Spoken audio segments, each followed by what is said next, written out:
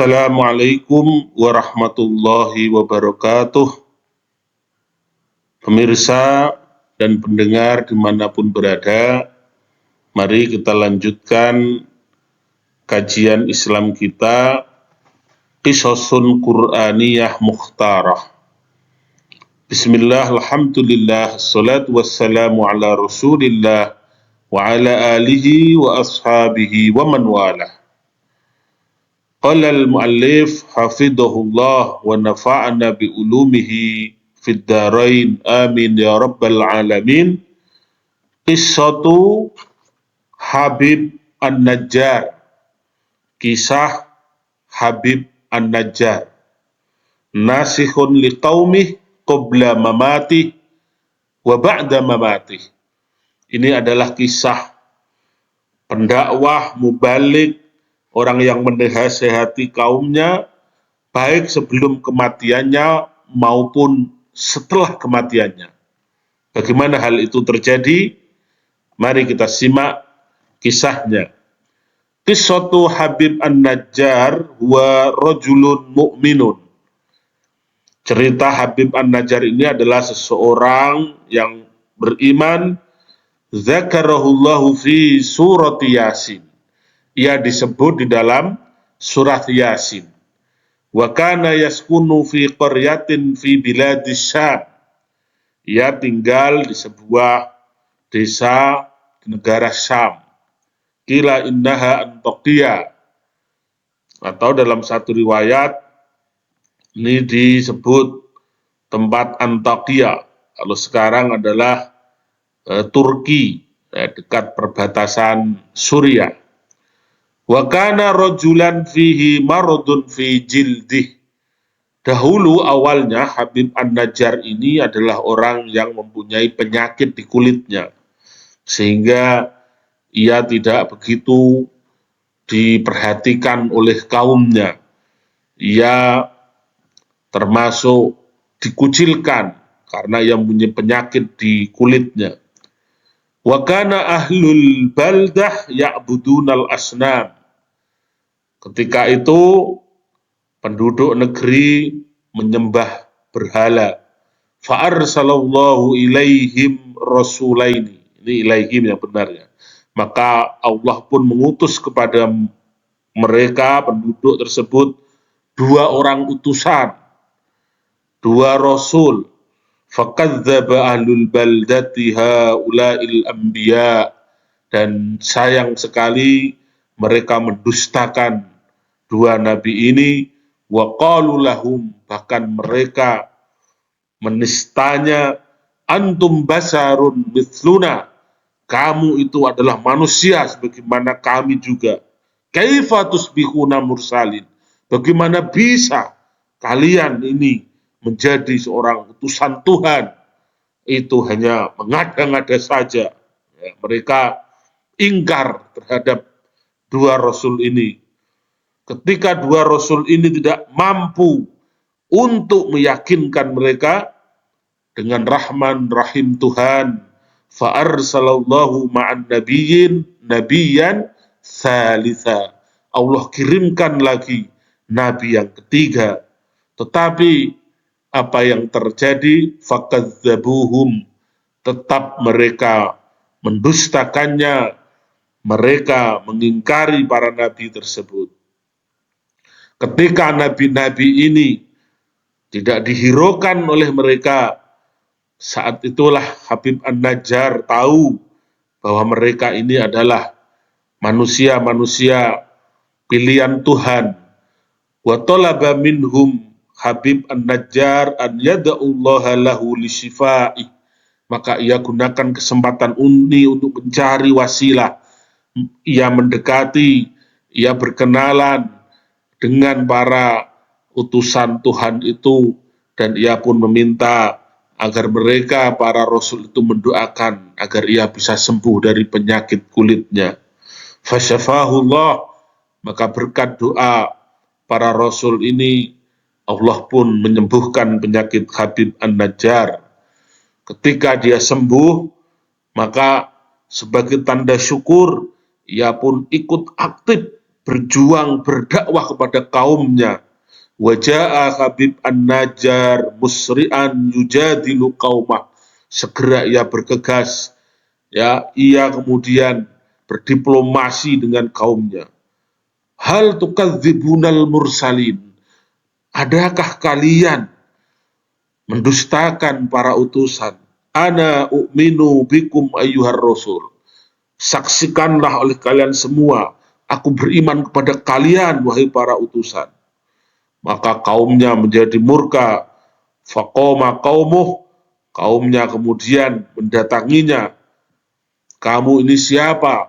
Kamu asalnya tidak kami hiraukan karena penyakitmu.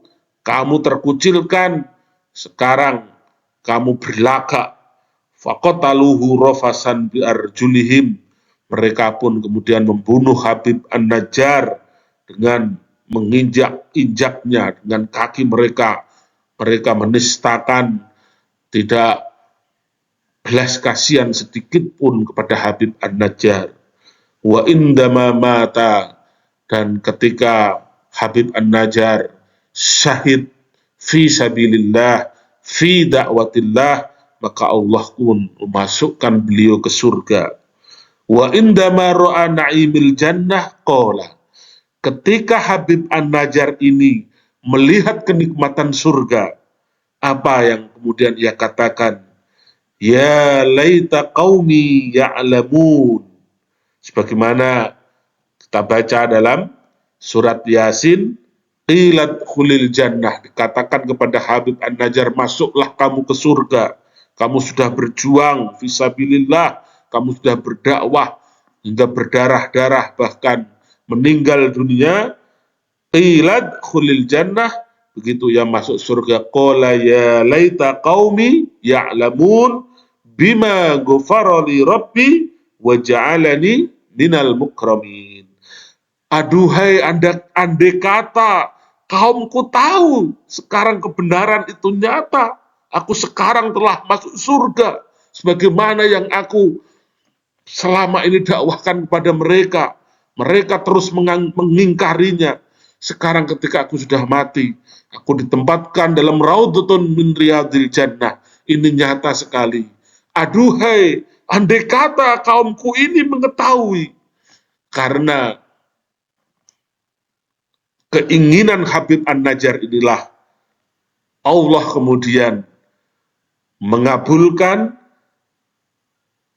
Fa'arsalallahu alaihim Jibril, maka Allah utus malaikat Jibril, fasoha soihatan wahidatan bihim, maka berteriaklah Jibril dengan satu teriakan, famatu jami'an, maka matilah semua kaum Habib An-Najjar, mati dalam keadaan ingkar, agar mereka tahu kebenaran yang telah disampaikan oleh Habib An-Najjar. Inilah seorang mubalik yang menasihati kaumnya, baik sebelum ia meninggal maupun setelah ia meninggal dunia. Subhanallah, luar biasa Habib An-Najjar ini.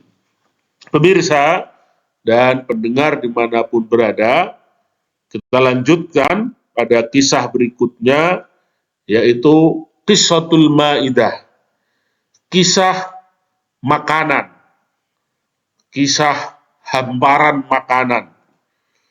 Hiya qissatun sumiyat suratul Maidah biha.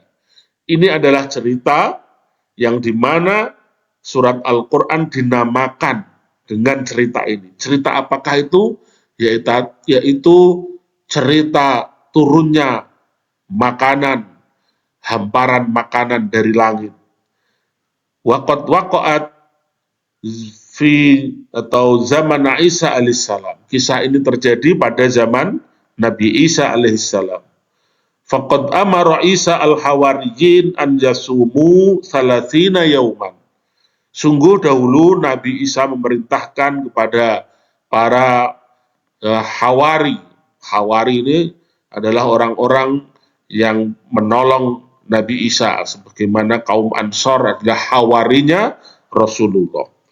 Mereka diperintahkan oleh Nabi Isa untuk berpuasa 30 hari sebagaimana juga puasa ini telah diwajibkan atas orang-orang terdahulu termasuk Nabi Isa, kemudian diwajibkan kepada umat Nabi Muhammad Sallallahu Alaihi Wasallam. Ketika kaum Hawariyun ini, para pengikut Nabi Isa ini diperintah untuk berpuasa dan fasomu, maka mereka pun menjalankan puasa. Wa ba'da anintahu, dan ketika mereka telah selesai melaksanakan puasa 30 hari, saatnya lah mereka ini akan menyelesaikan, akan mengakhiri puasanya, saatnya lah mereka meminta untuk berhari raya. Tolabal hawariyun min Isa alaihissalam an yada'u wallaha lahum an yunzila alaihim ma'idatan kabiratan minat ta'am. Tetapi anehnya atau melunjaknya, karena mereka sudah merasa beribadah 30 hari, mereka ingin dispesialkan. Mereka minta kepada Nabi Musa agar Tuhan menurunkan makanan berhari raya dari langit, agar mereka bisa bergembira. Makanan yang besar, inilah permintaan yang aneh dari mereka. Tanzilu alaihim minas sama, turun dari langit. Akhirnya fayakuluna minda, agar mereka bisa makan dari makanan itu. Wa tatma'innu qulubuhum, agar hati mereka menjadi tenang. Wa yattakhiduna min dzalikal yauma 'idan lahum, dan mereka akan menjadikan hari itu, hari terakhir mereka berpuasa itu, sebagai hari raya bagi mereka. Ya ta'abbaduna Allah fih, yang mereka akan mensyukuri dalam beribadah kepada Allah. Fa khafa Isa an yakuna dzalika nikmah. Tetapi Nabi Isa khawatir kalau ini dituruti, ini tidak akan menjadi nikmah, tidak akan menjadi kenikmatan, tapi akan menjadi nikmah, yaitu akan menjadi azab. Wa wa'adha an yatawakkalu 'ala Allahi fi talabir rizki. Nabi Isa kemudian memberikan mauidhah kepada mereka untuk bersabar, untuk bertawakal kepada Allah dalam masalah menuntut rezeki. Jangan meminta rezeki yang instan, karena sesuatu yang instan itu terkadang di baliknya ada permasalahan-permasalahan. Wa asarru 'alaiha, tetapi nasihat Nabi Isa tidak diindahkan. Mereka tetap ngotot, mereka tetap ingin minta Tuhan turunkan makanan dari langit, karena ini adalah hari raya, hari terakhir mereka berpuasa. Akhirnya fada Allah, Nabi Isa pun berdoa kepada Allah.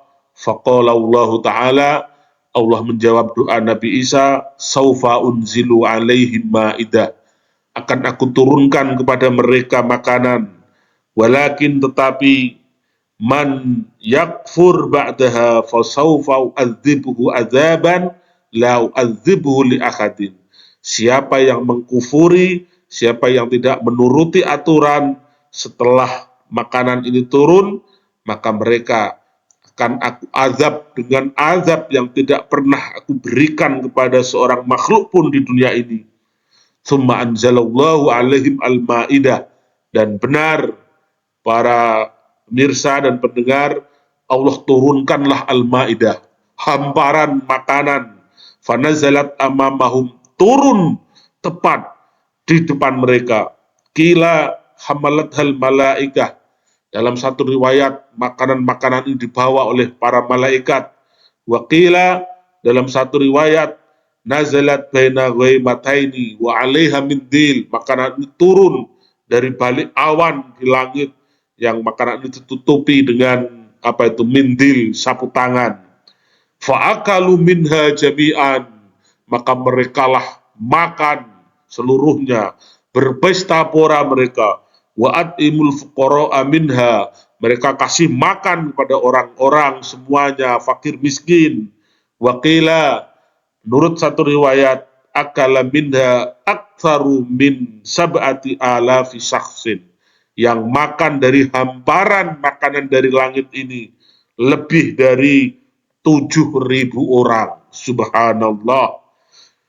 Waqila, dan dalam diriwayatkan, inna Isa amarahum alla yaddakhiru minha.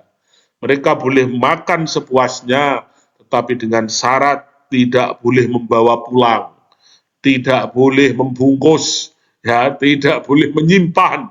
Ini syaratnya. Silahkan dinikmati saat ini juga. Kalau memang sudah merasa kenyang, tinggalkan. Tidak boleh dibawa pulang, tidak boleh menyimpan, tidak boleh menyembunyikan. Wala wala yukhabbi'u syai'an. Mereka tidak boleh menyembunyikan sedikit pun. Tetapi mereka siap menyanggupi fakhona ba'duhum. Tetapi mereka berkhianat, mereka makan sepuasnya, mereka kemudian juga sangat loba dan tamak, rakus. Mereka kemudian menyimpannya, membawanya. Famasakhahumullahu qiradatan wa khonazir. Mereka sudah lupa diri, mereka mabuk kepayang, mereka lupa daratan, mereka melupakan Tuhan. Karena kenikmatan yang luar biasa itu, maka akhirnya benarlah apa yang tadi ancaman Tuhan. Aku akan mengazab mereka dengan azab yang tidak pernah aku berikan kepada seorang pun di muka bumi ini. Akhirnya Allah merubah mereka menjadi monyet-monyet dan babi-babi. Na'udzubillah, summa na'udzubillah. Semoga kisah Habib An-Najjar dan juga kisah Al-Ma'idah ini benar-benar menginspirasi kita, mengilhami kita, memberikan manfaat atas hikmah-hikmah di dalam dua kisah ini. Semoga kita selalu bersyukur dengan syukur yang sebaik-baiknya dan juga diberi kekuatan untuk bersabar.